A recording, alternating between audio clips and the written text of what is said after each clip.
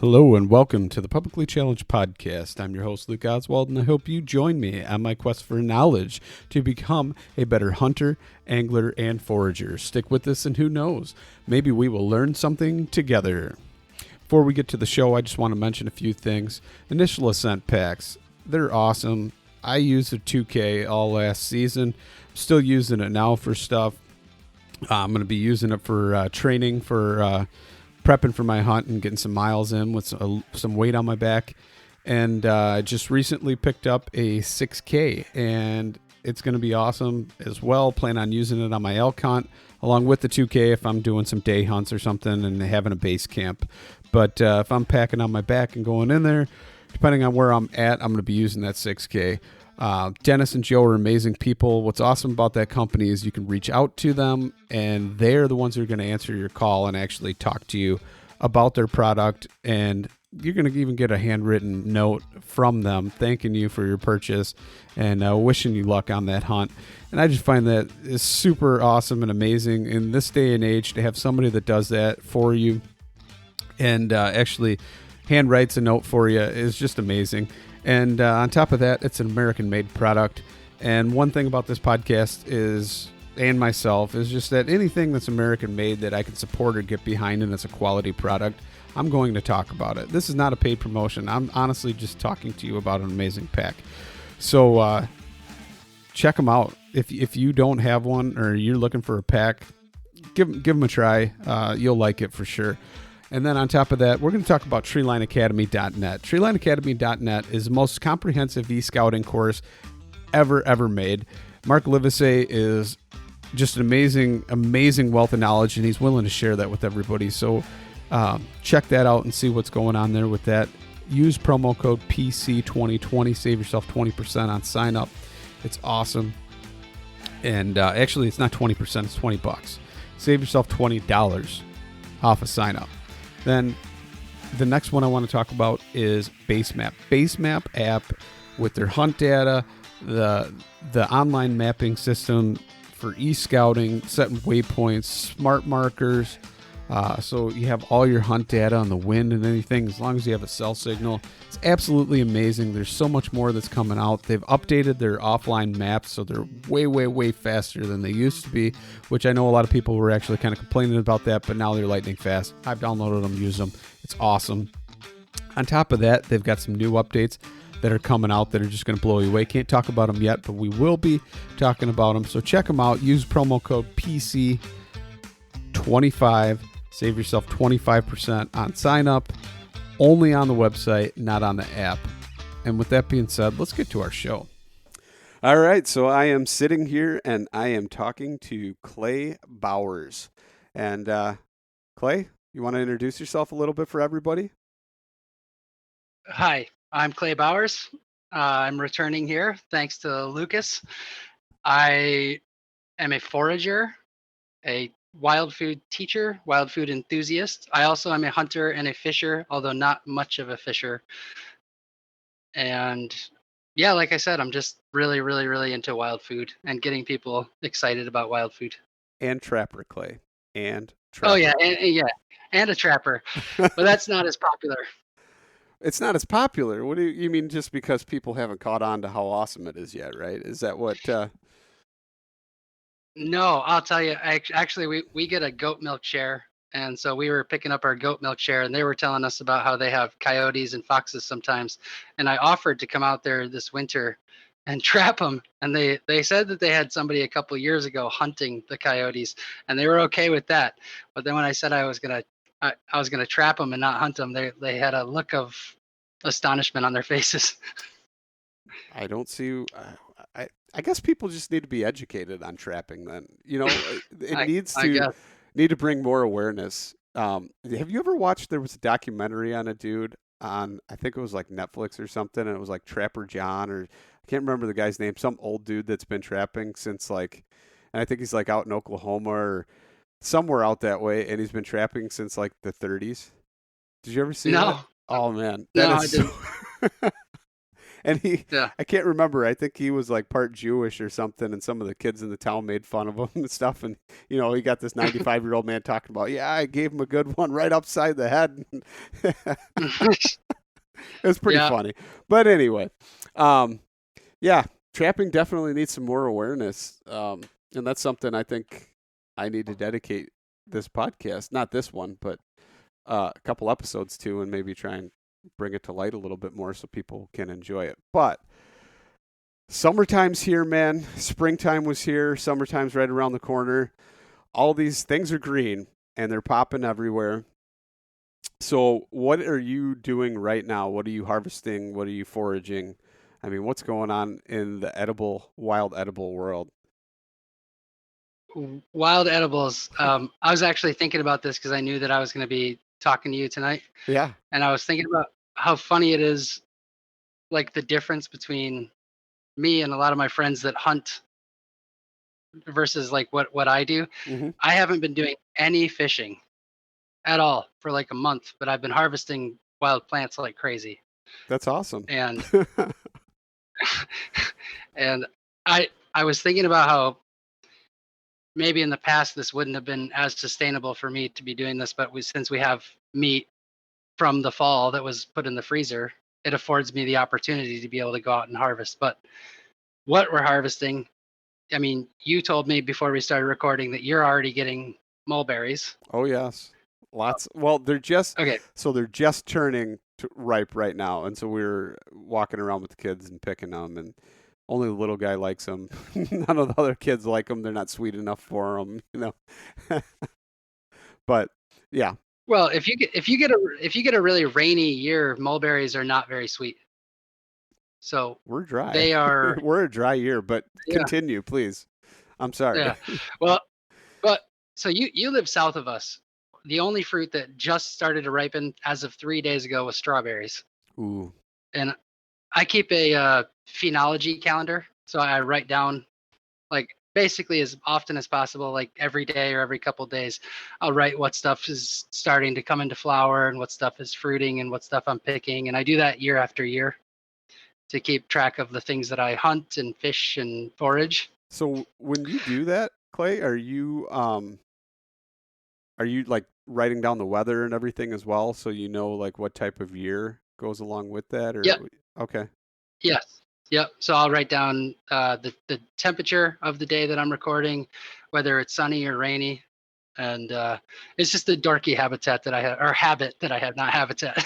slightly um, nerdy, but also very cool because that kind of data is super important. And I always told myself that I was going to start like a hunt journal as well, so I could know, uh, barometric pressure, everything that's going on in the environment when I'm seeing all these different sightings of deer and like certain behavior and all those kind of things, so I can be like, okay, the wind was out of this way, and really nail things down. And I never do it. yeah. So it's one of those things that I'm glad I have smart markers for now on my phone, to where like I can open up my GPS app and actually just hit it, and it like saw a buck over here, and then it'll have, if I got any type of internet connection, it'll have the data for the weather and everything. So at least I have something, because I'm still really bad about writing it down and keeping a journal. I need to start that though. So I'm glad you said that, because maybe it'll kind of keep me pushed in that direction. Yeah. Um, so I think it's a good idea for everybody. It's also fascinating to see phenology, which is like how things, the movement of plants and animals and you know botanical things over time. So you're looking at the time frame of things, and sometimes when I'll see other people on Instagram like Tim Clemens, Hmm. who I think has been on your podcast as well. Yes. Yep. I am always consistently amazed at how much sooner the plants ripen by him than they do by me, and yet he is in a way colder climate than I am. I wonder why that is. I don't know because well, actually, so phenology, the study of phenology has basically shown that east is equal to north. So it's almost the same as you move across the country. Like if you go 1 hour east, that is almost equal to 1 hour north. That's crazy. Is that Yeah, so that's why like basically somebody in Washington State, they're harvesting greens in late January and early February maybe, that we harvest up here in Traverse City in May. You know. wow? So is that because of the exposure, the amount of exposure to the sun, or I mean, w- I don't know. It's a strange phenomenon. you, Uh, you just blew my mind, dude. I'm trying to like grasp it right now as we're talking about it.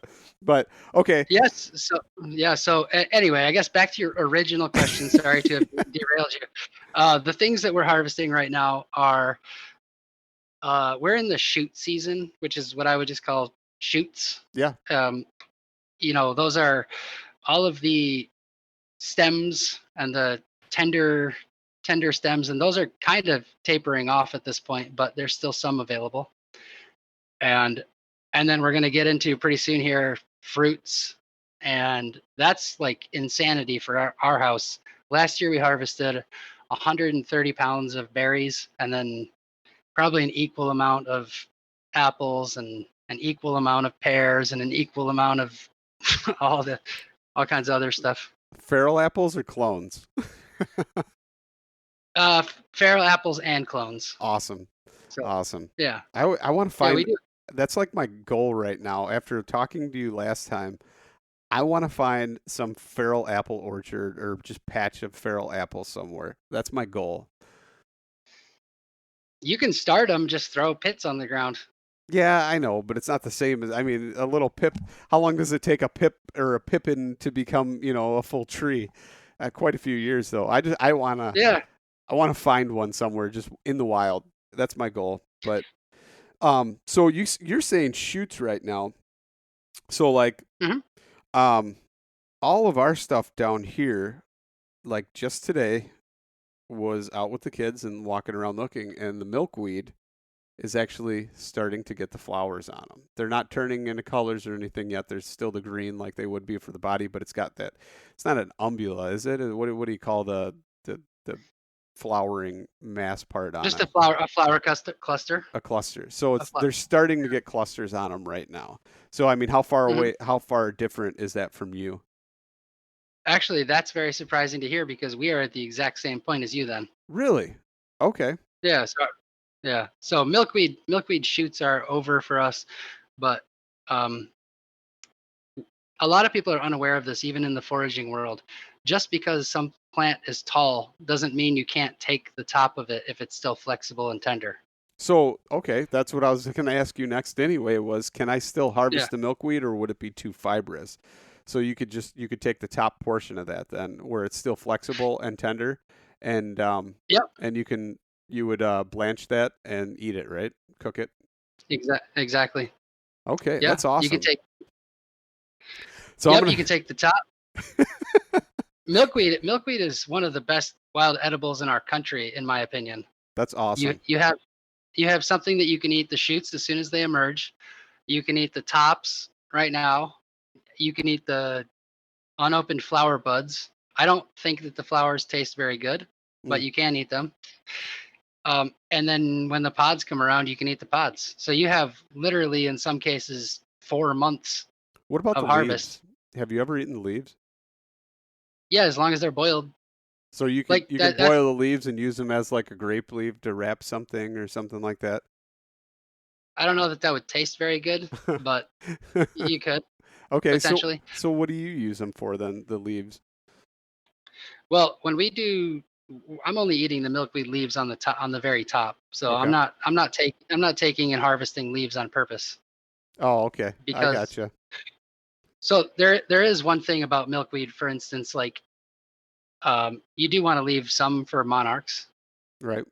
and actually there is evidence that harvesting milkweed in the earlier stages of the spring and summer actually is beneficial to the life cycle of the monarchs. Oh, because it'll sustain Because them further throughout. I get it. well, so what happens is, because farmers get irritated by them because they're, invasive Yeah. or whatever in quotes. Well, the reason they're invasive is because they have an underground rhizome.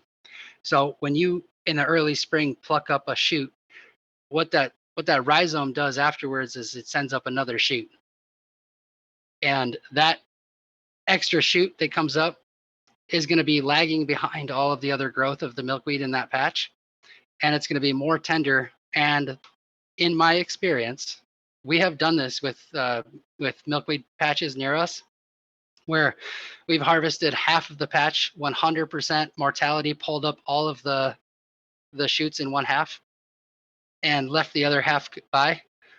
When we come back later in the year, guess which patch has more monarchs in it? The one you cut up early on.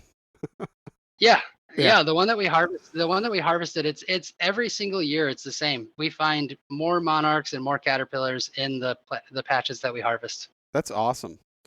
That's awesome. Yeah. So when you cook let's talk about your milkweed shoots and like the tops. When you're cooking them, what are you doing with them? Are you making them like asparagus? Just kind of like little olive oil and bake it, grill it. What do you do with it? Well, all common milkweed, Asclepias syriaca, needs to be boiled for at least 5 minutes, I'd say. Okay. Just one boiling, just a quick boil, and then you pour out not the 10. pour out the water. Yeah, no, you don't need to do 10 minutes. Boil it for 5 minutes, toss out the water.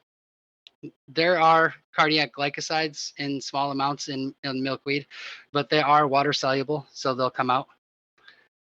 And I mean, I've been eating these plants for over a decade and never had a problem. Served them at foraging fests. Nobody's ever had a problem. They're completely edible if they're taken care of in the right way. It's just that there is the potential that somebody could have a reaction if they don't boil it. So that's why I stress the importance of boiling it. So do you think it happened to be like, and I know people have talked about this before, but like, wasn't it Ewell Gibbons or somebody like that may have mistake dog's bane for milkweed, or somebody did, to where they gave that recommendation where you need to like boil the water like 5 times, boil it in water with 5 changes of the water or something like that. You know what I mean? Like, wasn't there something like that potentially happened that they confused it for? Like, I'm going to be honest with you. The originator of that theory is my friend Sam Thayer, and I don't know that I believe that story. Okay. I think that is I believe that is a hypothesis. I think that what the reality probably is that Ewell Gibbons probably just got told that by somebody else, and Okay. that's why he ate them that way. And he probably also knew that all of the other Asclepias, like there's 72 native species in North America, all of them are toxic. Except for I think Asclepias speciosa. That's the showy milkweed that grows out west. Okay. I don't know if you've ever seen that. That one also is edible, but I believe that Ewell Gibbons was amazing at identifying plants.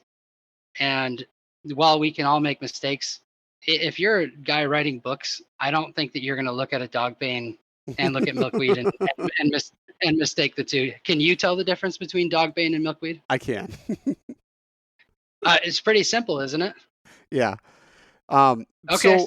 So if that's the case, do you think it was like a error on the side of caution because somebody might pick the different one, like say like a swamp milkweed or something like that? Is that? Yeah. Now. Yeah. I'm sorry. Go ahead. I was going to say I believe that Sam has that theory, but I do not think that theory is correct because he was an expert. Ewell Gibbons was an expert forager. Yeah. And you show somebody milkweed enough times, after 5 times of looking at milkweed and seeing the difference in the shoots, it's pretty easy to tell the difference. And now imagine yourself picking milkweed shoots for years, and then all of a sudden accidentally picking the wrong species. I mean, that'd be like being like a hunter and you hunt whitetails all the time, and then you go out to do a mule deer hunt and I mistook I thought the one was the other. You know? I get it. No, I get that. That makes sense. I was just kind of curious about that. So when I'm trying to think here, like, because I've talked to some people that say that they have swamp milkweed and they've eaten that too, but not the shoots. They actually eat the buds of the swamp milkweed, but they do boil them like twice with the water change out. I mean, is that something that's like a common practice or no? I've never eaten swamp milkweed. For the reason Um, that you've been told is poisonous or because um, for the reason that I've been told it's poisonous, but also I have also read the like toxicity research, okay. and and for instance, monarchs that eat more swamp milkweed are way more toxic than the ones that eat common milkweed. Really? That's interesting. Yeah. That makes sense, Yeah. right? So yeah. That's an interesting concept. I never thought about it like that.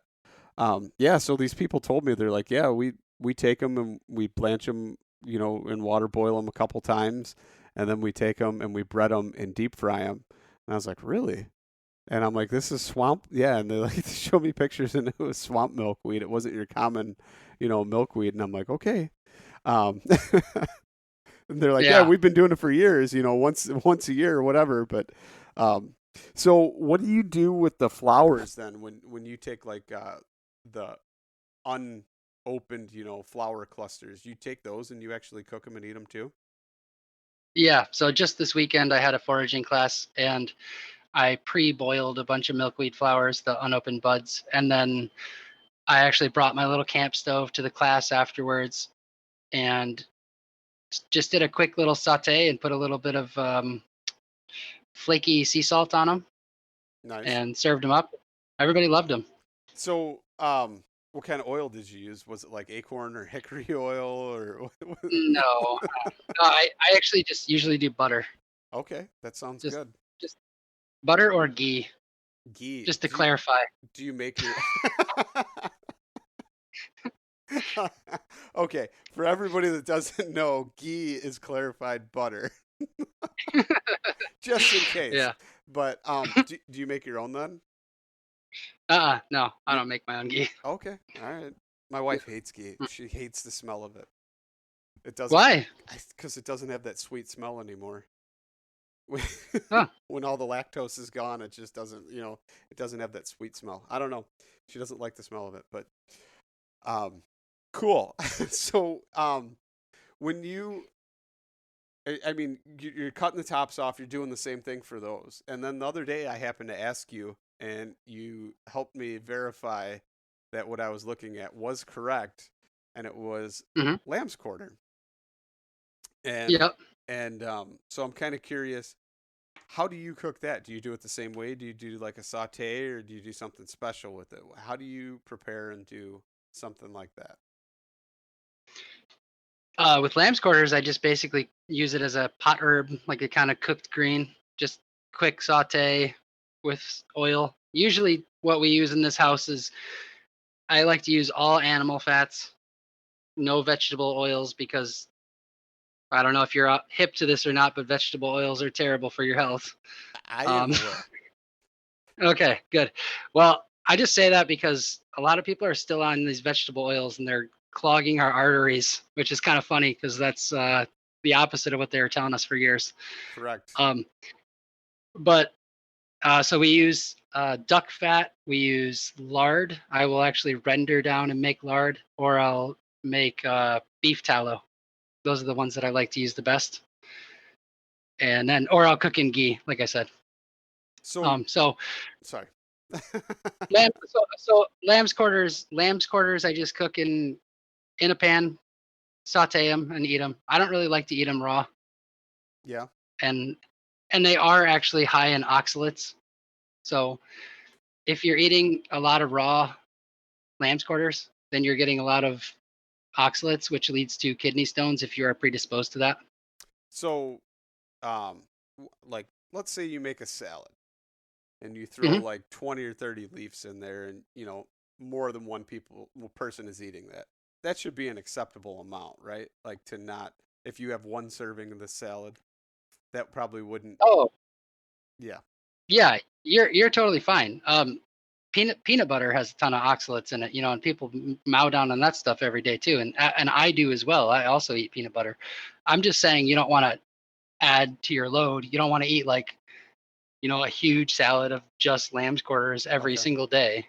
I gotcha. But here's the thing that people don't know: spinach is also really high in oxalates, and people eat that all the time raw. They do. Which like Joe Rogan podcast, right? He was talking about how he doesn't eat his spinach or drink his spinach smoothies anymore because of the oxalates and the fact that it can help give you kidney stones or something like that. I do think I remember hearing something about that. I would love to give a book plug, really quick, for a book that actually changed my life on cooked foods, Yes. because there's this whole movement to eat a lot of raw stuff, and Richard Wrangham wrote a book called Catching Fire, and the whole entire book is about how humans are designed to be eating cooked foods, and we've actually evolved um, to basically be unable to live on a raw food diet. We're So we're not evolved anymore, or we're evolved past being able to live on a raw food diet. Is that what you're saying? exactly, like we have so messed with ourselves by eating uh, food that was cooked on a fire, and it's like changed our digestive tract, basically. Like Really? they did experiments where they tried to get people to eat nothing but raw food, and they had to eat 16 hours a day to fulfill their nutritional requirements. That's crazy. Yeah, So what's the name of that book one more time then, so everybody will catch that? It's that's Catching Fire by Richard Wrangham. really interesting. That Yeah, sounds like yeah. something if I ever get time, I'm gonna have to read that for sure. Um, I'll just get the audiobook. that's also true. Yeah, no kidding. So what what else are you like finding right now that you're cooking up? um, One thing that I really like that you can still harvest right now is pokeweed tops.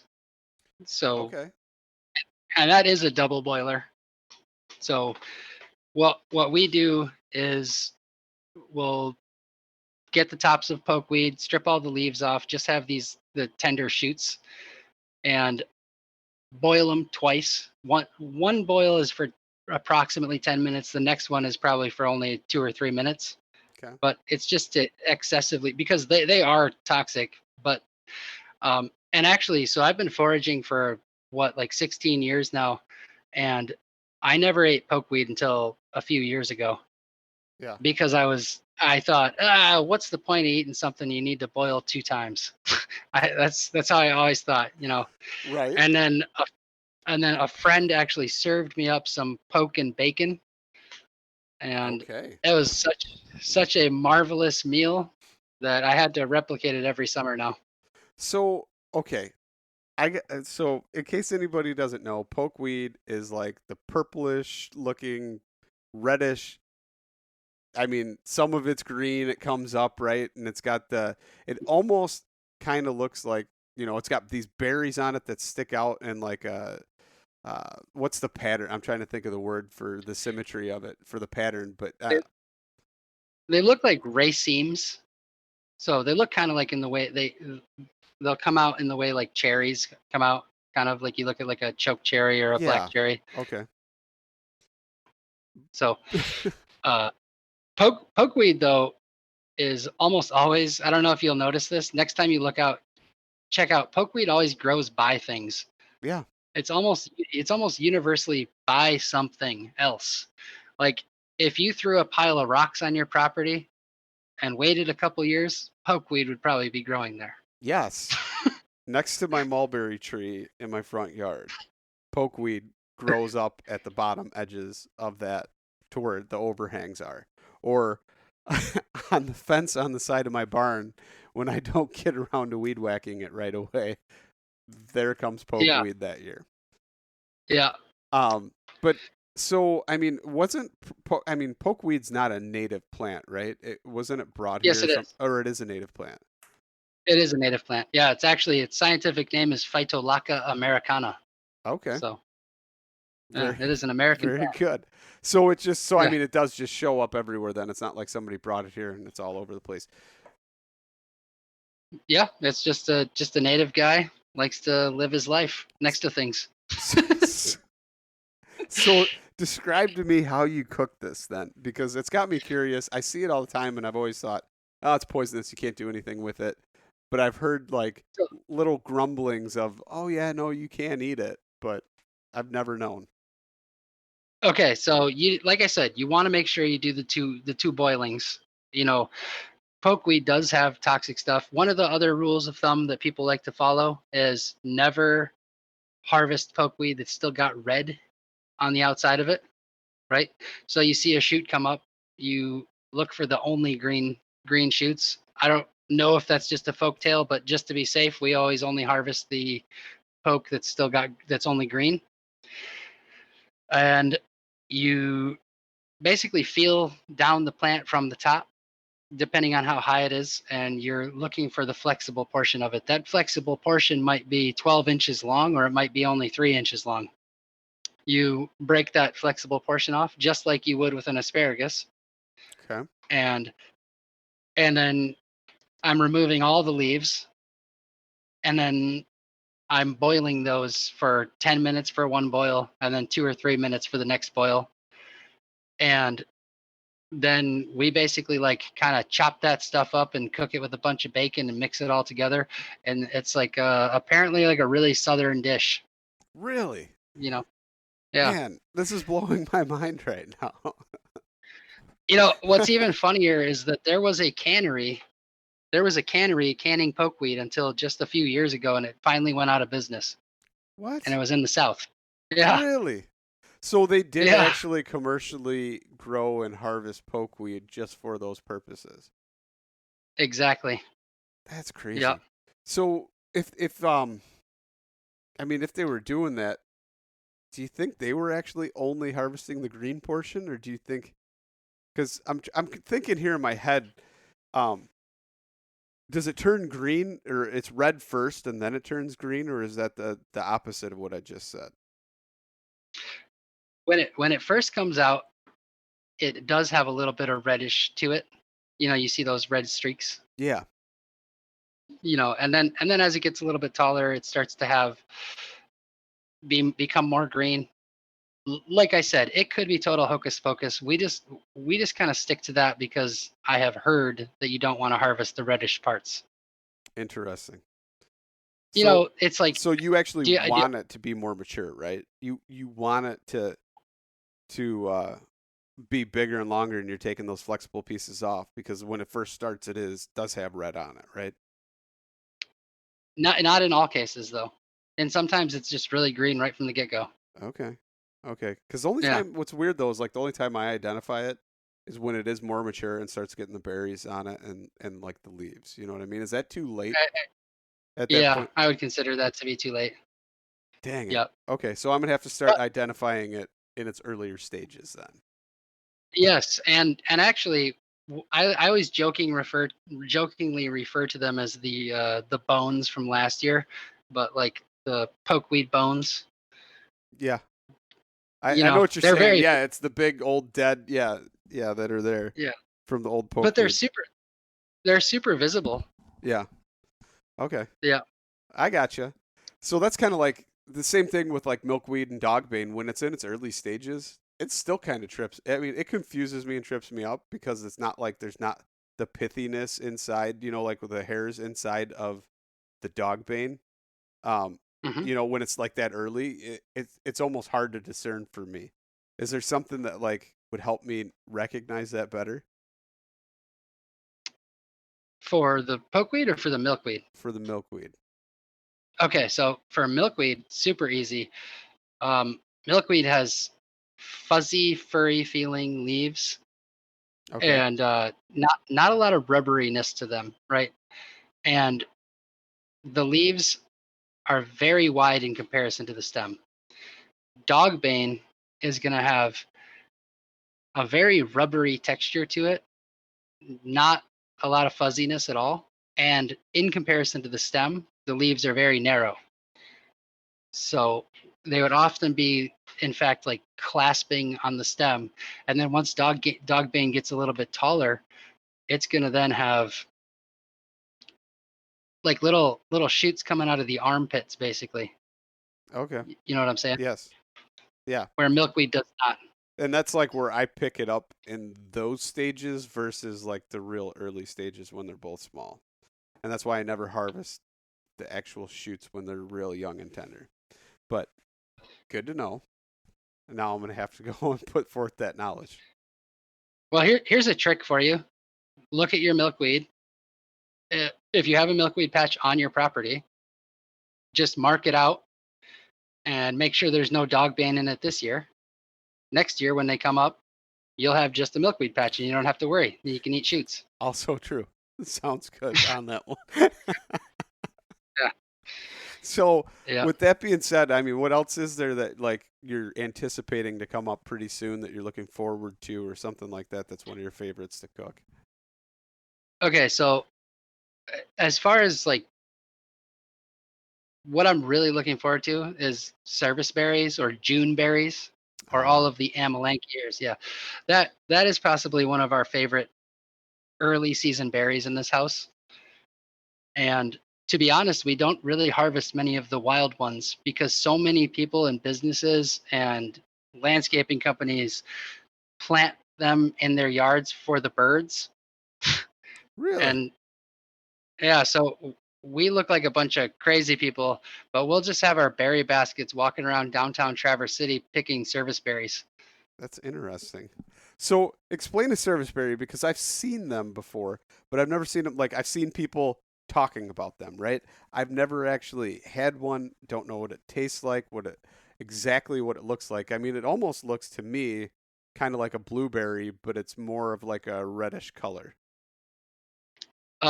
Okay, so a service berry is in a landscape setting is going to be a grayish barked clumped plant. Like it's going to have multiple stems coming up from one base. Not going to be a tree. It's going to be more like a shrub. And it has single ovate leaves. So it's going to have just a typical like oval shaped leaf, like, and it's going to have a little tiny serrations on the edges of it.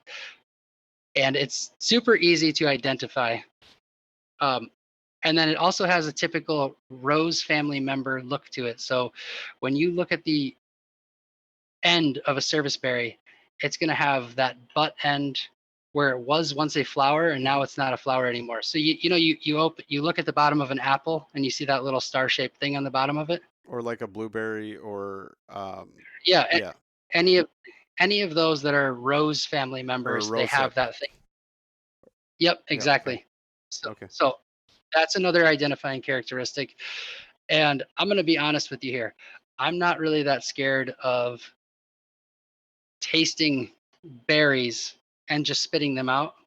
So I have tasted almost all of the quote unquote toxic berries. and and I have never tasted one that tasted good. Okay. So that's I'm not encouraging people. No, hey, man, this is cool. So I'm just saying, the first time that I ever ate a service berry, I had a berry book. This was many, many years ago, like 15 years ago, probably. I was with my friends, and we're looking at this plant, and we're going, I think this is the service berry thing, and we didn't know, but I just tasted it, and I was like, that tastes amazing. It's got to be it. Yeah, and it tasted like blueberry almonds. Wow. So that sounds delightful. Yeah. So you know that that flavor that you get in the almonds that comes from that like plant cyanide, basically, right? And sure. And it's in like tiny amounts. Right. Well, that flavor is that like kind of almondy thing, and that is very present in service berries. So they might be full of cyanide, is what you're telling me. No, I mean, I think that it's just like, maybe like trace amounts, but it still has that aroma and that smell to them. It's very good. Very nice. And And then as far as like what we like to do with service berries, we pick them. We usually pick, I don't know, 30 or 40 pounds a year. And I think last year we might have only picked 20 because I don't think it was as stellar of a year. But what we'll do is we'll dry some. I like to make fruit leathers with some of them. Um, Last year, I believe my gal made a blackberry, or sorry, not blackberry, service berry jalapeno jam. Ooh, And sounds good. and and that was pretty good. Yep. And we and then we just eat them by the mouthful. So, I mean, is she making pastries with them and stuff too? Pancakes and waffles or some type of muffins or Yeah, we don't we do pancakes with berries often, but other than that, we're not really doing a lot of the whole berry thing in pastries. Just I'll relate a funny story to you. We eat a lot of berries, like just fresh fruit. We just like to eat a lot of fresh fruit in right? our household. Yep. Uh, doesn't need to have any sugar on it. Um, Almost every single year, while we're picking service berries, we'll have multiple people come up to us per year and ask us how we're going to eat them. And we always find that question so funny. We say, oh, just put them in our mouth. But but it's like because people have this weird association that they can't eat fruit if it's not accompanied by sugar and bread. Oh no. Oh no. We like fruit salads and things like that and just fruit in our house. It doesn't need the sugar. You are correct. I mean, it's full of sugar. Um but no, I was just wondering because I know that your lady is quite the pastry chef as well. So, Oh yeah, I mean she does and when she used to do the farmers market and she before we had our daughter Lily, who's now, closing in on 2 years old. toddler, yeah. She Yeah, she used to do the farmers market and she would do all kinds of amazing sourdough donuts and breads and cookies and all this stuff, but that's a lot more challenging now. So right now her business is 100% like tea business, Understand. Yep. which is a little bit more manageable. Do you often dry and use the service berries in the teas? She has not, but that's probably a pretty good idea. Okay, I just throwing it out there. Hey, man, maybe send a little bit my way if I just came on to something Yeah, really good there. Um, yeah. so I got to go find some service berries now. Are they something that grows pretty much native anywhere, or is it like geographically specific somewhere? I know some of our foraging friends out there on the East Coast or in North Carolina or in some of those places are definitely finding them right now and they are ripe. So, I mean, we know it grows there. That's a pretty diverse ecosystem over there. Is it something that I can find here in Illinois, in the Midwest? Absolutely. You could definitely find them down there. My friend actually, my friend that lives in Louisville, Kentucky, Okay. he was just harvesting them a couple weeks ago. So I should be looking All, about now. you definitely should. Okay. So with that being said, whereabouts should I be looking for these other than in landscapes? uh, if you were to look for wild service berries, um, see, here's the biggest difficulty, right? Wild service berries, our native variety, are often 20 to 30-foot trees, Oh man. and and they're growing on a single stalk, and birds and squirrels eat them all. And um, the only shrubby versions that I've ever seen are located in the Upper Peninsula, Dang it. and and so we go up and we harvest wild blueberries annually in the Upper Peninsula. Yeah. And while we're up there, there's tons of little shrubby serviceberry bushes, and up there they call them shad bush. Interesting. And we eat a lot of those, and occasionally I find them down here by me as well. But it's as you move north, the serviceberries or the Amelanchier genus gets smaller and shrubbier. Interesting. You know, So, yeah, yeah, I'm gonna have to scale some trees and fight some squirrels and birds, is what you're telling me. exactly. Stupid, Yep. stupid birds are stealing all my cherries too. What cherries? Um, I don't even know. I don't know what they are.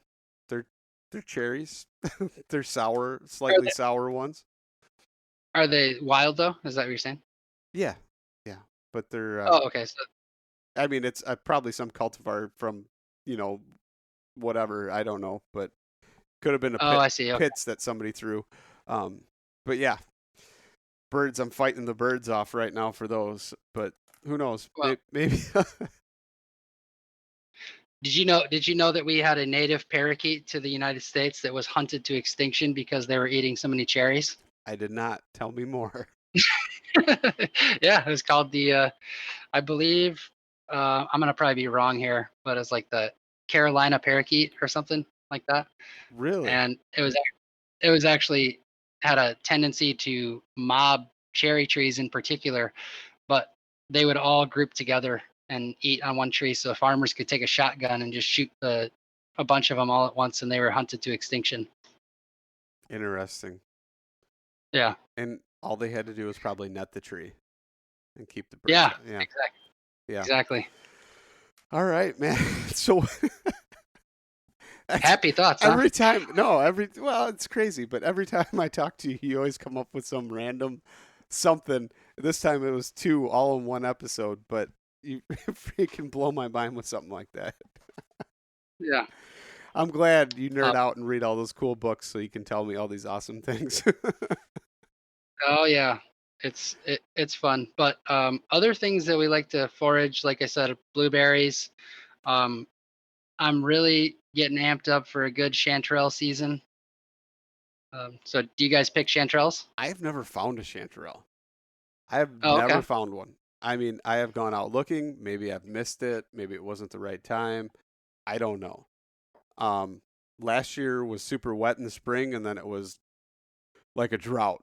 So I don't know if maybe Yeah. that affected them to where they weren't popping up, or I, I don't know. Tell me more. I'm intrigued. I want to know where exactly I should look for them and what type of weather patterns to follow here. But I can't speak down by you, but up by me in northern Michigan, we're we're basically looking at, beginning to middle July is when they start to really pop. And my mushroom geek friend the other day told me that he's seen them in June, and I believe him, but I've never seen them in June before. It seems a little early to me. Okay. But but but basically, what you want to do is look for they have associations with trees, so they're a mycorrhizal species. So uh, all the cantarellus are mycorrhizal. So that means that they like to associate with the roots of trees, and specifically, most of them by me like to associate with oaks or beeches. I don't have many And beeches by me, but I do have a lot of oaks. That's kind of like I yeah, always look for the black oaks when I'm looking for the sheep's heads or whatever you want to call them, hen of the woods. I always look for the black oaks because it seems that they grow on the black oak roots a lot more. well, let me just tell you, you may not find chanterelles, but I've never in my life found a hen of the woods I think we're gonna have to do a because trade here, my friend. um, my um, my good friend that I was just talking about, the mushroom dork guy, Paul, he Paul he's like, Stamets, is that the mushroom dork no, friend? no, not Paul Stamets, no. Um, uh, my other friend Paul, he finds a lot of mushrooms up here, and he finds a lot of maitakes up here, and I'm always blown away because until I started seeing him talk about maitake or hen of the woods up here, I had never known another forager to find a maitake in northern Michigan. That's interesting. Be- Because and he thinks that it has a lot to do with the fact that the southern areas of Michigan were logged a lot sooner or a lot longer ago than the northern areas. So we don't have as many old growth oaks as they do in southern Michigan, or maybe you do. Yeah, And and maitake or hen of the woods prefers to live on really, really old oak trees. yeah. That's when I search for them, and I got taught by a guy that the only mushrooms he hunts are morels and maitakes, nothing else. Uh, And I went with him and trying to learn, and he was just speed going through the woods. And I'm like, how can he go so fast? And how many is he missing? Like, for the morels, you can't go that fast, but like for the maitakes, and he'd just literally have his mushroom sack and run through the woods. And I'm like, what are you doing? And he wouldn't tell me, right? So he's just like, I know, follow me. And he kept finding them. And I'm talking like big ones. Like some of them were like 20, 30 pounds. And I'm like, oh my wow. God. So, and he's like, oh, that one's little. We'll come back for that one another day. And like he'd run in the woods and get that one like 4 or 5 days later after, he'd wait till there was a rain and go back a day or two later. And I'm like, Wow. how does he do this? So then I kind of just started hanging back. And like I only went out twice with him. And I'm like, okay. So then I went out on my own and I started thinking about it. And I'm like, he looks up a lot, right? So he's looking up because they hold their leaves longer. He's looking at the leaves and looking at the mast of the tree, and going, that's an old tree. I'm going there. So all he's doing is just running to all these super old, 100-year-old oaks and Wow. finding on the roots. And I'm like, okay, got it. And then, I still don't run through the woods because I want to discover a million other things, right? I'm like a Yeah. squirrel, just like it's so random, because I'm like, oh, what's that over there? And this and that. And, you trying to look and, hey, I don't know what that is. Let's identify that. Oh, that's a jelly fungus, like just different things like that. He doesn't do that because he's only focused on one thing. But I learned through watching him run through the woods and figure it out that that's how he's finding them so easily. So, yeah, it totally makes sense. All that long story that I just gave to get to the point that, yeah, it could be that they were logged and you don't have any old growth like that. So, sorry. Yeah. But I've got plenty of that. I've got Well, plenty of that on the riverbeds down here. yeah, that's actually one of my favorite wild mushrooms, and I've only ever gotten it from my friends. So Well, it's a come on down, my friend. And I bummer. will say that as early as September around here, sometimes they pop up depending on the rain and the humidity and stuff. So, and then you got all the way into November. It's a long season Wow. if it's right. Like one year I was finding them. I was whitetail hunting second week in November and I was still finding them. And it didn't matter that I wasn't killing any deer because I was hauling armloads out back to my truck. Wow. So, That's super cool. yeah. Um, That's the benefit, in my opinion, of being able to do all of these things absolutely. is you never come home empty-handed. That's right. That definitely is true. Except for the Yeah. angling, right? Because if you suck at it, you're not going to catch any fish, and then you'll have to spear them or dip net them. Yeah. Actually, I netted a lot. I netted a lot of fish in the spring. What'd A you lot of get? Suckers? suckers. Tell me more about these suckers because I've never ever eaten them, and I don't know if I want to. Do I? Maybe not by you. I don't know. We have decently clean water in northern Michigan. Okay. Pure Michigan, if you So will. yeah, pure Michigan. Pure Michigan wouldn't be pure without the zebra mussels. Um, um, so yeah, I mean that season is gone now, and it has been gone for a little while. But we go out in every spring. Me and my kids, they all have waders, and basically what we do is one or more of us will go into the creek at one part and then flush them towards the other, and we all have nets. And I got uh, in one dip net. My record this year was 9 fish in one dipping, That's pretty and good. they're pretty. Yeah, they're pretty big fish too.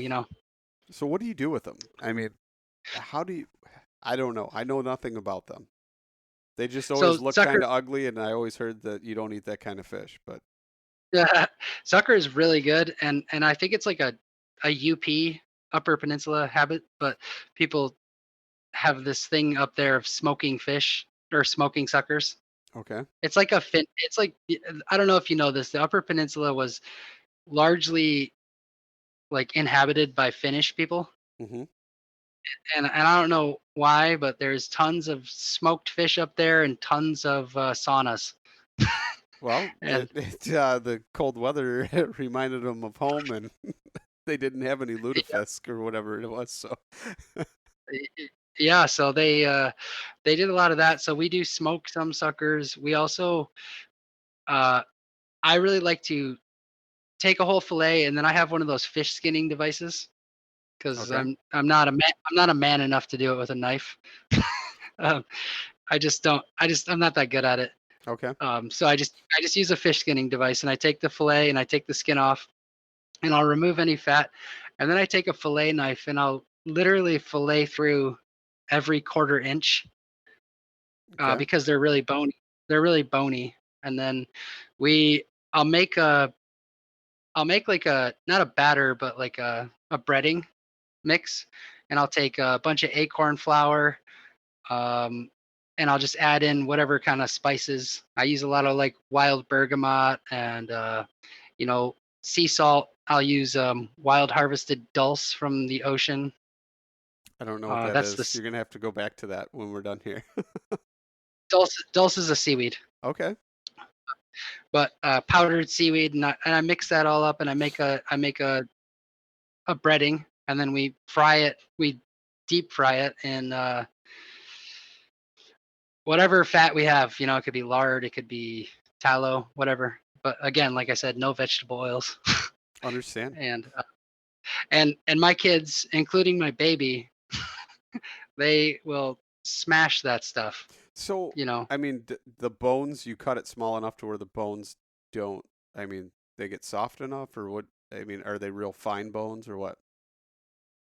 I mean, you can still kind of feel them a little bit, but I try to. That's why I say I try to cut them every quarter inch because I'm trying to cut right through the fillet and kind of slice through the bones and open that area of the fish up so that the hot oil kind of dissolves them a little bit as much as they can. Okay. So it's kind of, I mean, are they real fine like a trout bone then? Yeah, Okay. yeah, Where it's almost like hairs in there, the bone. yeah. And then the other thing that we do that totally gets rid of the bones is we pressure can them, and then we have pressure canned sucker, and that's like kind of tuna, you know, and it's like canned tuna. Okay. All right. I can deal with that. You know, I got to admit that I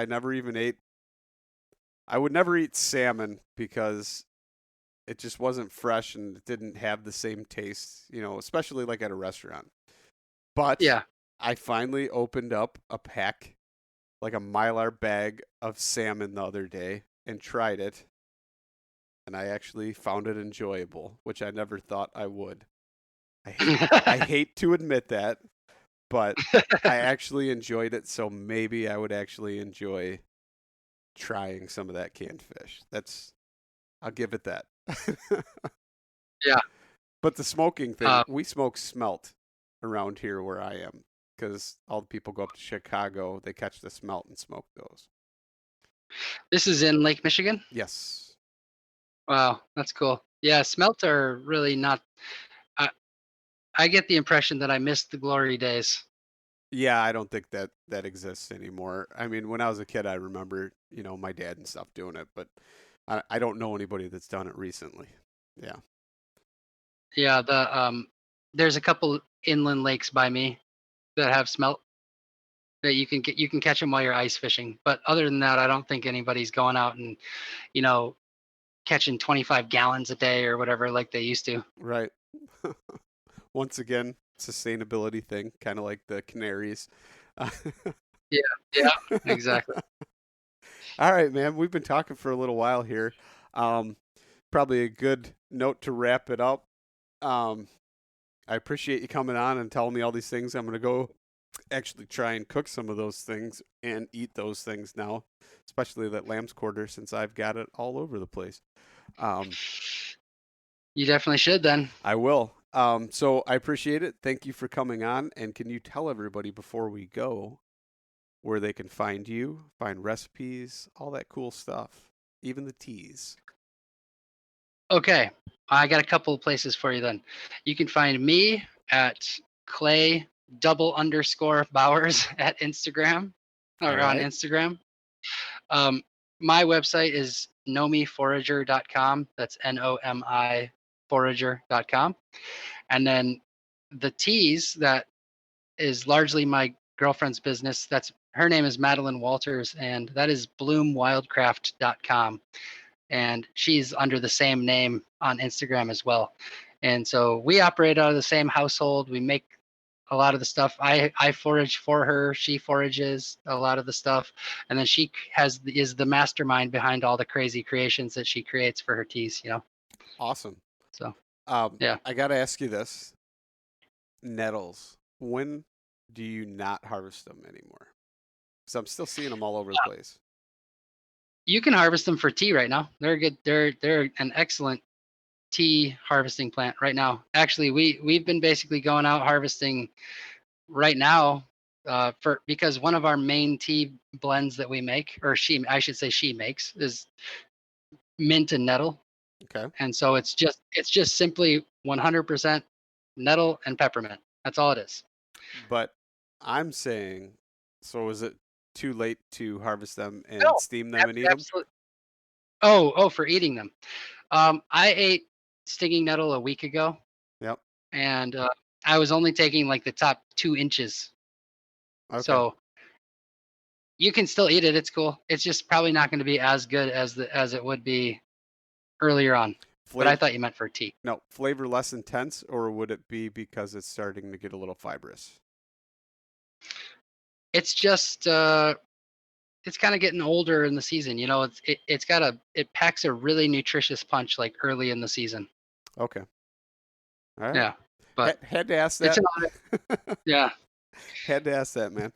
All right. So it's been good, man. I appreciate you coming on, and thank you so much. Yeah, thank you so much. It was a fun time. Yeah.